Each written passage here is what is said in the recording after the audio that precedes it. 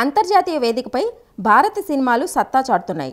తాజాగా రష్యాలో జరుగుతున్న మాస్కో ఇంటర్నేషనల్ ఫిల్మ్ వీక్లో భారతీయ చిత్రాలు మూవీ లవర్స్ను ఆకట్టుకున్నాయి. సాధారణంగానే రష్యన్లు భారతీయ చిత్రాలను ప్రత్యేకంగా ఆదరిస్తారన్న సంగతి తెలిసింది.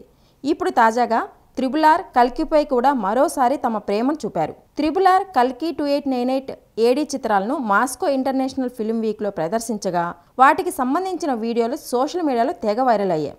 అయితే 2 ఏళ్ల క్రితమే విడుదలైన త్రిబుల్ ఆర్ రష్యాలో భారీ విజయాన్ని దక్కించుకుంది. Mega power star Ram Charan, young tiger NTR కలిసి నటించిన ఆ విజువల్ వండర్ మూవీని చూసేందుకు అక్కడి ప్రేక్షకులు థియేటర్లకు క్యూ కట్టారు. దీంతో ఇప్పుడు కల్కి చిత్రాన్ని కూడా అక్కడ రిలీజ్ చేసేందుకు సన్నాహాలు చేస్తున్నట్టు తెలిపారు నిర్మాతలు. స్వప్న దత్, ప్రియాంక దత్తులు కల్కి చిత్రాన్ని రష్యన్లో డబ్ చేయనున్నట్లు అఫీషియల్గా అనౌన్స్ చేశారు. వచ్చే నెలలో అక్కడ ప్రేక్షకుల ముందుకు కల్కి వస్తుందని తెలిపారు. ఇక కల్కి 2898 ఏడీ సినిమా విషయానికి వస్తే బాక్సాఫీస్ వద్ద 11 కోట్లకు పైగా వసూళ్లను సాధించేది. నాగ్ అశ్విన్ దర్శకత్వం వహించిన ఈ సినిమాలో బిగ్ బి, అమితాబ్ బచ్చన్, కమల్ హాసన్, దీపికా పడుకునే, దిశా పటాని సహా పలువురు కీలక పాత్రలు పోషించారు.